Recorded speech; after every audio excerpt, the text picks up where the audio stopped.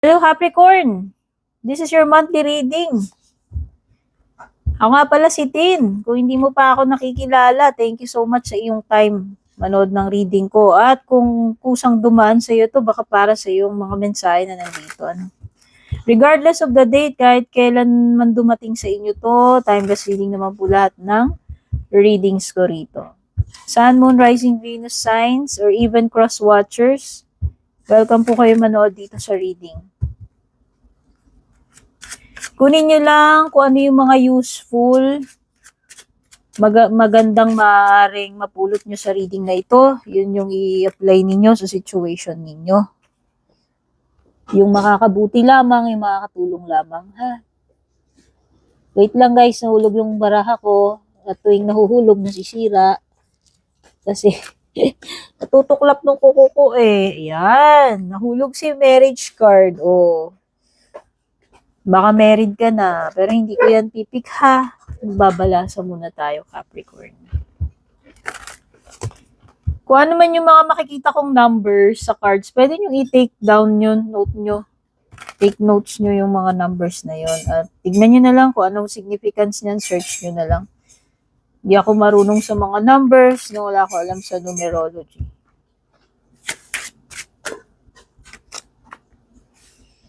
First card mo, wow, privileged lady. Ano to, main female, it could be you. Si main female, it could be you. Regardless kung anong gender yung pinapakita dyan. It could be or yung significant person mo. Ah, pwede ikaw yung SP mo yan.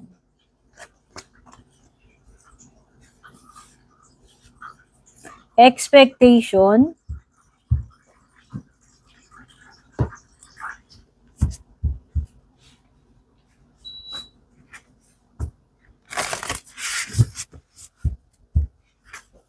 Naglatag muna natin yung mga cards mo, Capricorn, para kita natin yung mapa. Okay, next card mo is si Beach Fire. Char. Talaga yung nakasulat eh. Tapos susunod si Wings.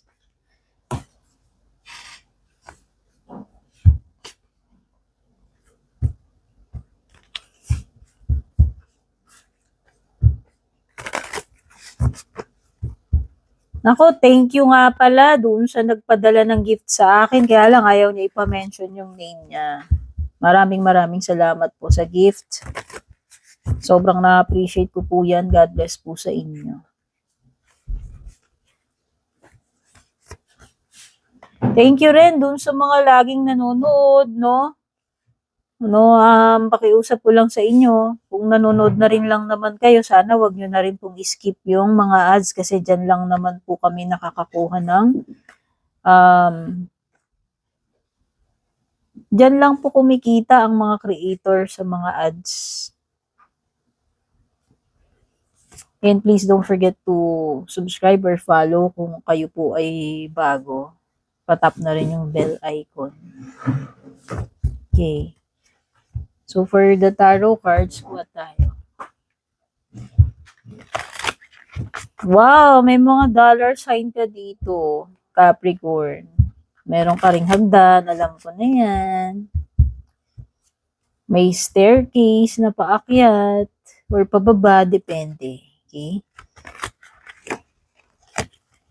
Ano yan? Oh, litaw si Four of Wands. Kanina yung marriage, Four of Wands is also about marriage. Oh, baka may something dito about married na person, married na couple, or marriage na paparating. Or stability kasi si Four of Wands is about stability. Okay. So, for the numbers na naglilitawan sa cards, meron kang, pwede may mga repeating numbers to kasi kung ano yung mag-i-emerge sa baraha. 12, 2, 17, 28, 16, 8. Number 6, number 8, 9, 7. Sa bottom mo is number 2 again. So, may dalawang number 2 rito.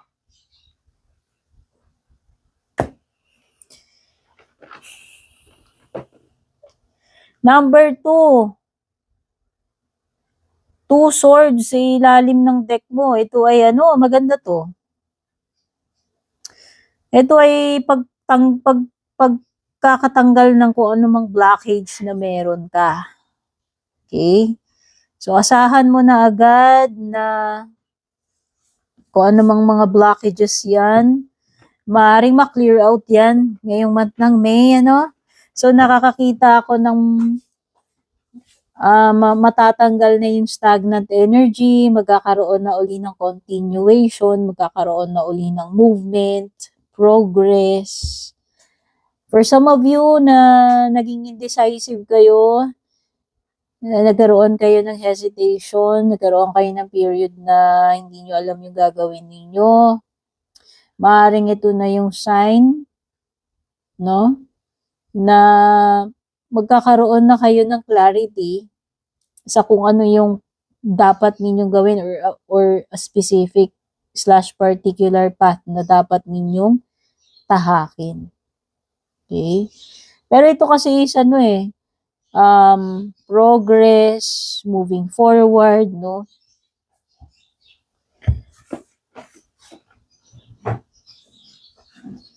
Privileged lady kasi is alam mo yun, kung person to, ito yung well-off siya eh. Pwedeng ipinanganak siya na may kaya, alam mo yun, yung komportable yung pamumuhay niya. In short, ito yung mga times na hindi ka hirap, Capricorn. So maybe, itong month ng May, maaaring komportable ang May para sa iyo.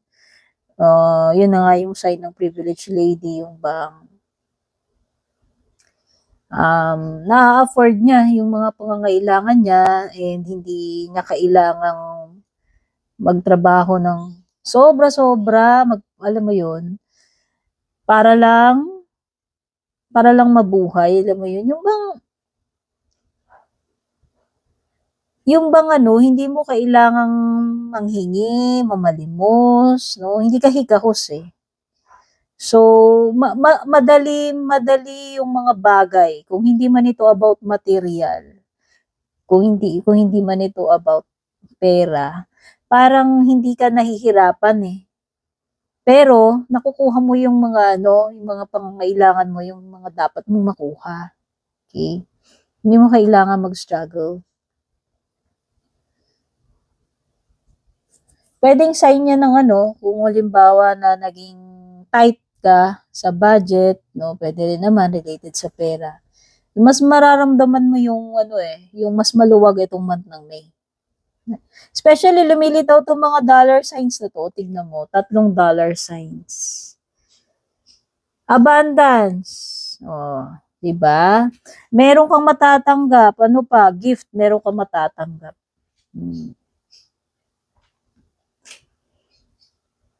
Ano man ito, pwedeng material pero pwedeng literal na regalo.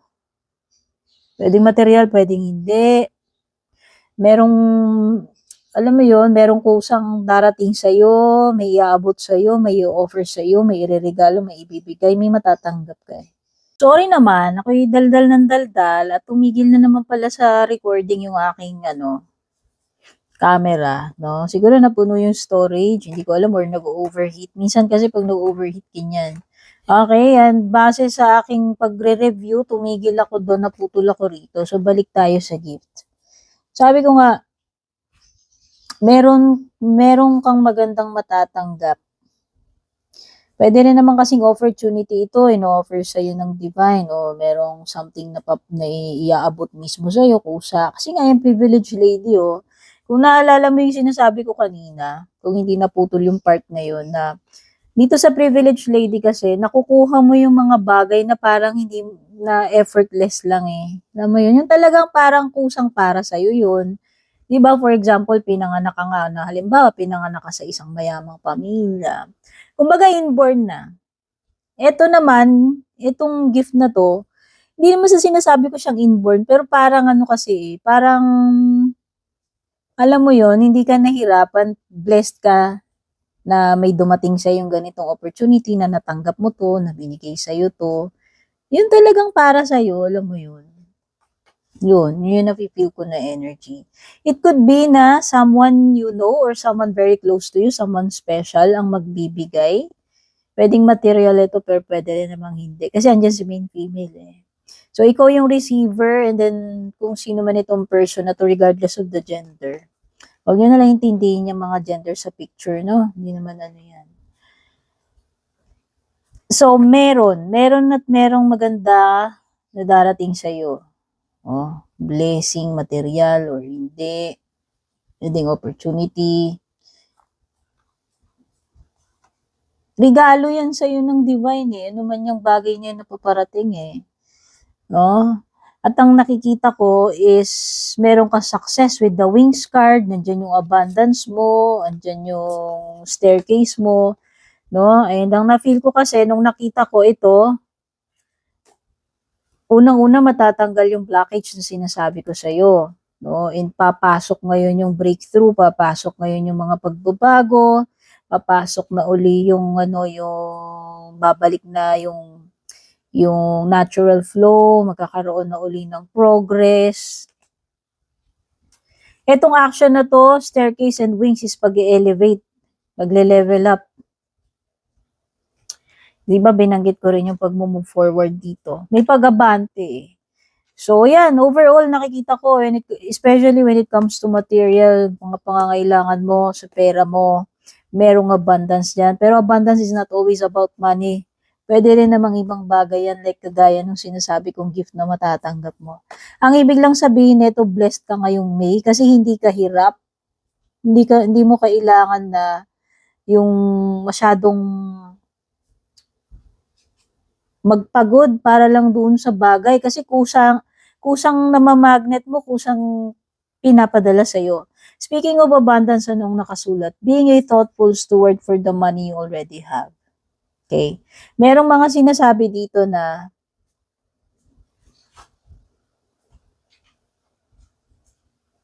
kapag magiging wise ka, doon sa money that you already have, kung anong meron ka ngayon, money man yan, whatever.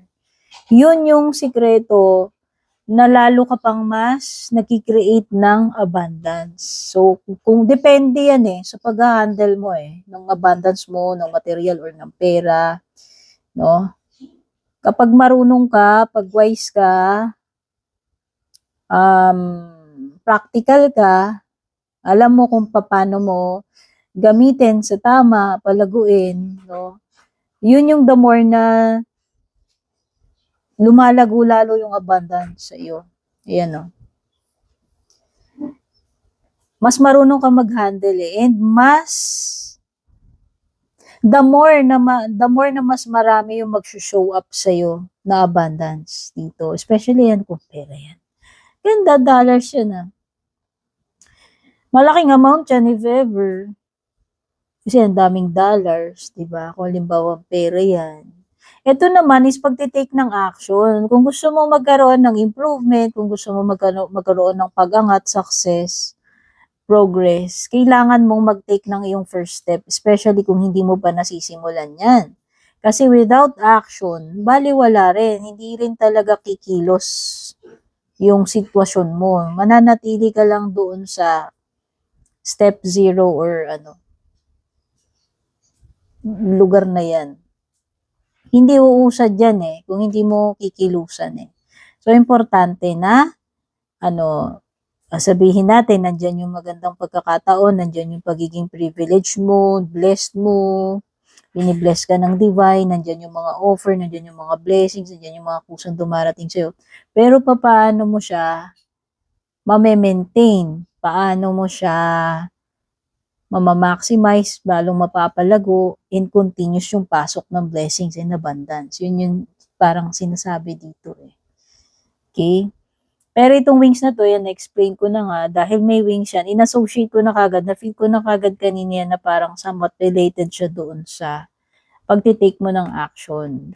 Pwede yan, pwede talagang advancement yan, leveling up, pero ang wings kasi, symbolically, pagka tinubuan ka ng wings, ibig sabihin, pwedeng nagkakaroon ka ng freedom Pwedeng nakakaalis ka na sa isang situation, alam mo yun. Pwedeng mas nagkakaroon ka na ng strength, ng success, na magawa, marating, yung mga gusto mong gawin, mapuntahan yung mga gusto mong mapuntahan. 'Di ba? Parang nagkakaroon ka na ng power or kakayahan na maialis yung sarili mo sa particular na situation. Pwede rin naman yun yung symbolism niyan. Eto, stand up for yourself eh. Parang ang nafe-feel ko rito eh. Maging firm ka. Maging firm ka.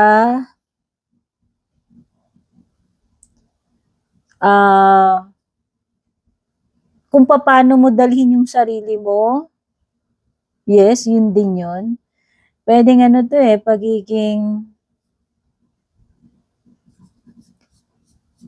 ano na nga yung exact term? Pagiging assertive din, pwede rin.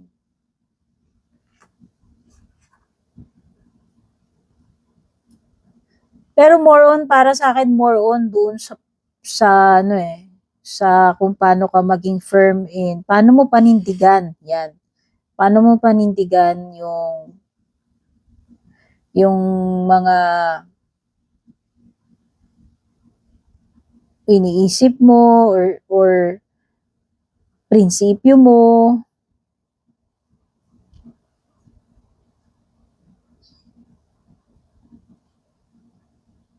Isa pa, nafe-feel ko dun. Parang, kung pwedeng walang ibang tutulong sa'yo eh. Kaya ikaw talaga yung mag-i-stand up para sa sarili mo. Pwede rin. Pwedeng ganun. So, nasabi ko na nga to, no, pwedeng this is pagde-decide, pag-move on, move forward. Basta ang nakikita ko lang dito, makakaalis ka dun sa particular na situation na yan. According dyan sa Wings card, according din dito sa iyong Two of Swords. At na nakikita ko dito is pag-elevate, leveling up, improvement. Pag-usad. Yun yung mga energies na more na pipick up ko dito. Mostly sa hilera na to hanggang dito. Ano pa? By the way, meron lumitaw dito na Lovers card kung meron mang Gemini, no? Baka lang. Meron din namang mga ibang swords. So, pwedeng, aside from Gemini, pwedeng yung ibang air signs, pwede rin namang meron dito Libra, Aquarius. And may mga wands. Fire naman yan. O, ito parang tingnan mo to, dear. Parang parehong Ace of Wands yan dating yan eh. Diba? So, pwedeng may mga Aries, Leo, Sag din dito. Oo. Swords and, more on swords, saka lang. Wands. Nine of Swords. Ayan na naman yung mga iniisip mo. Andyan na naman yung mga negative thinking. Tanggalin mo yan, no? Tanggalin mo yan. Kaya nga nandyan na yung liberation mo. Andyan na yung moving forward. No? Supposed to be matatanggal na yung mga blockages. Kung hindi ka makukulong sa iyong mental prison. No? Always remember na si Nine of Swords is yung mental prison natin. Ito yung mga insecurities, fears, inhibitions mo. Alam mo yon? Yung mga ini-imagine mo, overthinking, negathinking, ito yun eh.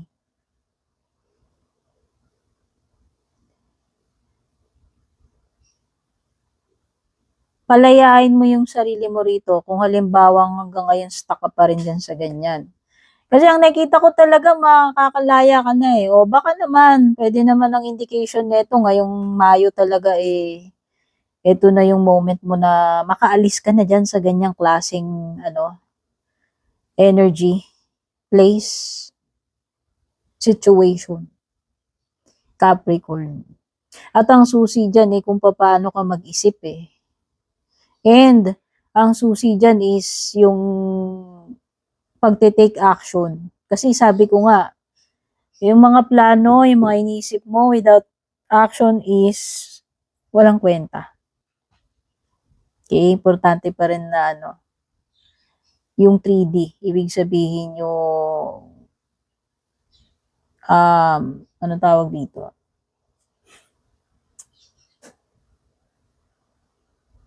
Importante pa rin yung mag-materialize. Importante pa rin yung pinaka action, resulta. Kasi ito maraming source dito. Ibig sabihin, puro mga ones, puro yan eh. Puro inspirasyon, passion, spark. Si Swords naman is puro mga ideas, planning, strategizing. Pero without action, lahat yan ay nothing. Di ba?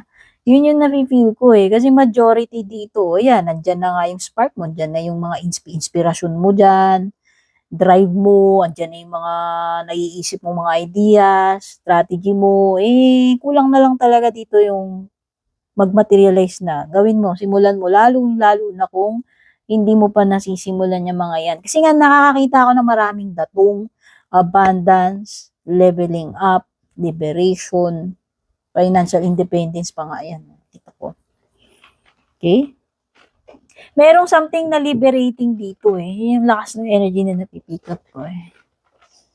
Ayan eh, baliktad kasi sa Ace of Wands mo kasi baka nga hindi mo pa to nasisimulan. O, baka naman ngayong Mayo, yan na talaga yung moment mo.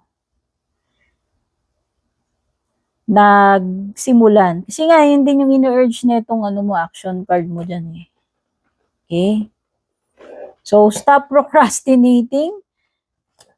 Stop itong mga nega-thinking na to. Walang may tutulong yan.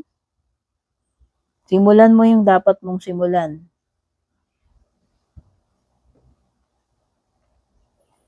Ano pa? Delays with the Ace of Wands, sorry. Ace of Wands, actually. Ace of Wands and Eight of Wands, ayan. Especially when it comes to traveling, communicating, merong maaari may mga problem dito or kung ano man itong mga transactions na gagawin mo. Pwedeng magkaroon ng mga delayed na mensahe, delayed na mga gagawin, delayed na na pagta-travel. Page of Swords is kawalan ng communication. O yan, punta na tayo dun sa love life mo. Meron ditong sneaky energy with the Seven of Swords, no? The dreaded Seven of Swords. Pero kasi, sa ibang interpretations, si Seven of Swords naman, hindi naman, yun yung kadalasan na image niya, yung nagnakaw ng swords, tapos nakapuslit ng hindi namamalayan. Pero pwede rin naman kasi itong si Seven of Swords mo is, kung paano mo didiskartehan yung sitwasyon mo eh. Pwedeng iba yung approach na kailangan mong gawin eh. Pwedeng ganun. Kumbaga, nasa sayo na lang kung paano ka makakadiskarte with the Seven of Swords para makuha mo yung gusto mong makuha. Or yung outcome na gusto mo. Okay? Pwede rin yun eh. Gamitin mo yung abilidad mo sa diskarte. Pwede rin naman. Sabi ko nga, balik tayo sa love life. Nakikita ko dito is kawalan ng communication. Baliktad din yung lover's card mo. Pwedeng merong falling out of love dito. Pwedeng may problema pagdating sa couple, sa mag-asawa, magka-connect. Humuhupa ang fire eh. Humuhupa ang fire, ang spark. Warmth. Ayan o. Nadidiminish ang love. Alam mo yun, nawawalan ng inspirasyon, ng gana, ng spark sa inyong dalawa. Tapos unti-unti na nawawala yung communication, nandyan yung meron ng mga bagay na ginagawa, tapos hindi na nagpapaalaman, hindi na sinasabi.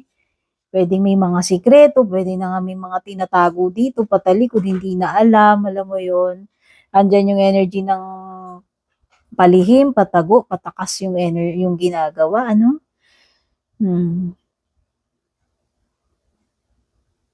Tapos nandiyan yung walang communication, nakaka-stress, kung ano-ano na yung pumapasok sa isip with the Nine of Swords.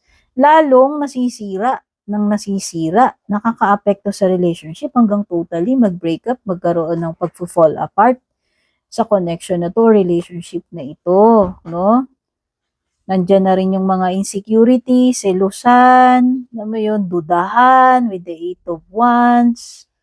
So, pangit yung energy. Yun yung nakikita ko when it comes to dito sa kakonect mo or sa love life. Okay? So, yan so far yung mga na-pick up ko na energies dito sa iyong monthly reading. And kung nakarelate ka naman, nagustuhan mo, please don't forget to subscribe, follow, pa-like, comment, pa-share.